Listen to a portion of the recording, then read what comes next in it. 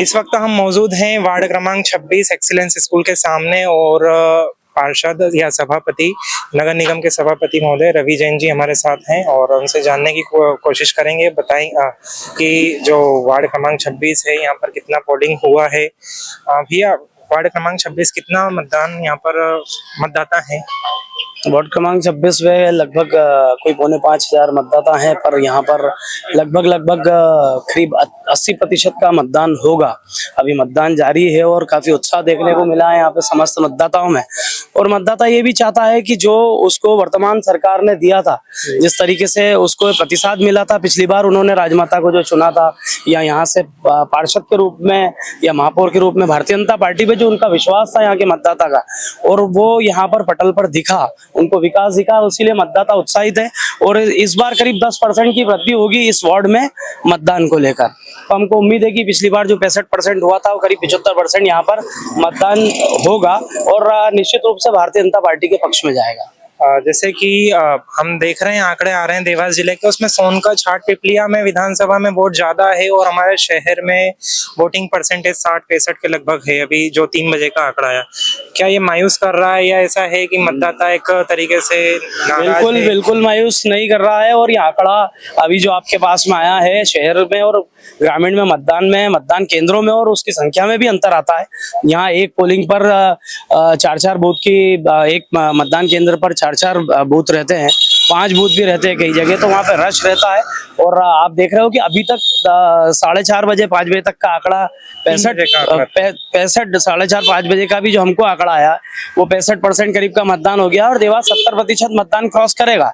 और ये पूरा एक्चुअल आंकड़ा 7:30 बजे तक हम लोगों को मिलेगा और उसके बाद में आपको लगेगा कि ये मतदाता का उत्साह ही था जो इतनी बड़े स्तर पर मतदान हुआ है और लोगों की तरफ से अच्छा प्रतिसाद है यहाँ। जैसे 5,500 वोटिंग आपने बताई, क्या लग रहा है इस वार्ड से? आप पार्षद हैं, क्या स्थिति रहने वाली है बीजेपी की विधानसभा में? इस वार्ड से तो निश्चित रूप से हम हमेशा इतिहास रचते आए हैं और पिछला रिकॉर्ड भी इस वार्ड, जो अभी तक का जो रिकॉर्ड था वो सब रिकॉर्ड टूटेगा और भारतीय जनता पार्टी बड़े बहुमत से इस वार्ड से जीतेगी। और इस वार्ड से नहीं पूरे देवास विधानसभा हम लोग जीत कर आ रहे हैं। जैसे कांग्रेस प्रत्याशी ने अभी पुलिस स्टेशन गए थे, उन्होंने कुछ भारतीय जनता पार्टी के कुछ नेता हैं उन पर आरोप लगाए हैं और बोला है कि उन्हें पुलिस स्टेशन में बिठाइए वरना मैं पुलिस स्टेशन को घेर लूंगा और आंदोलन करूंगा। क्या लग रहा है आपको? ये देखिए, जिस दिन से ये प्रत्याशी जो हमारे सामने थे, ये जिस दिन से इनकी घोषणाएं, उसके 1 महीने से पहले से इनकी नोटंकी सतत जारी है और कांग्रेसियों को बिना नोटंकी के चुनाव लड़ना आता भी नहीं है।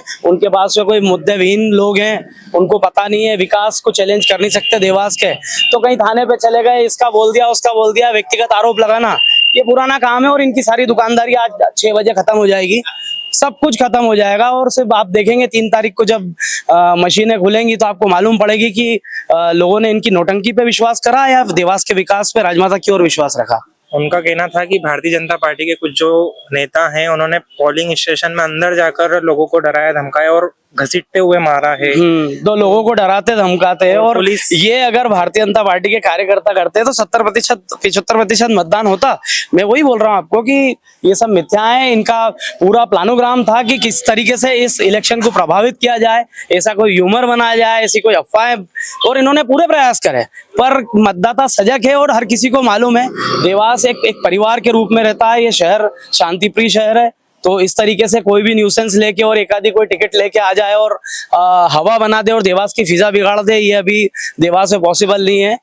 देवास एक शांति प्रिय शहर है और आप रिजल्ट देखोगे तो आपको सब समझ में आएगा आगे कि 3 तारीख के दिन जब इनको भी इनकी जो एक्चुअल असलियत है वो समझ में आएगी कि जिस तरीके से हवा में उड़ रहे थे और फालतू की बातें कर रहे थे, ये सब 3 तारीख को 4-4:30 बजे या इसी समय तक, 3 तारीख को मैं ये आपके ही माध्यम से ये चैलेंज देता हूँ कि 3 तारीख तक इसी समय तक ये लोग जो हवा में उड़े ना, ये सब जमीन पे बैठे हुए दिखेंगे आपको। जैसे कि हम यहाँ भी देख रहे हैं पास में ही बीजेपी का है और पास में कांग्रेस के जो समर्थक है वो बैठे हैं, लेकिन हम पालगढ़ पालनागढ़ के क्षेत्र में ये स्थिति नहीं है। वहाँ पर जो समर्थक है बहुत दूर है और ये कहना है कि कांग्रेस समर्थकों को बैठने ही नहीं दिया जा रहा है।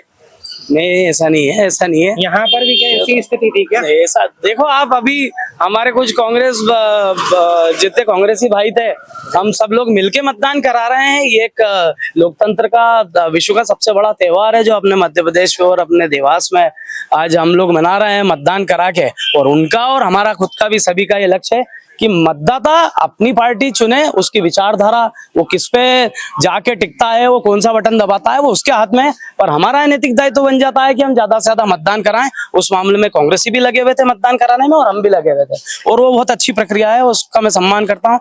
और ये सब भाईचारे से काम हो रहा है, ऐसी कोई बात नहीं है। मैंने आपको वही बोला कि अगर आप दूसरे क्षेत्रों की बात कर रहे हैं, माहौल अगर बिगाड़ेंगे नहीं तो कांग्रेसियों को फायदा होगा नहीं। ये आज से नहीं, अनादिकाल से यही करते आ रहे हैं और उनकी वो आदत है, खैर उस नेचर को हम बदल नहीं सकते। ठीक है, धन्यवाद। जैसा कि आपने देखा कि इस वार्ड में भारतीय जनता पार्टी के समर्थक और पास में ही कांग्रेस के समर्थक बैठे हुए हैं और बहुत शांतिपूर्ण यहाँ पर मतदान हो रहा है। जिस तरीके से एक बात हो रही थी कि जो कांग्रेस के जो समर्थक हैं उनको पोलिंग स्टेशन पे बैठने नहीं दिया जा रहा है, तो यहाँ पर कम से कम हमें इस वार्ड में ये स्थिति देखने को नहीं मिल रही है। देखते रहिए लोकल फिगर।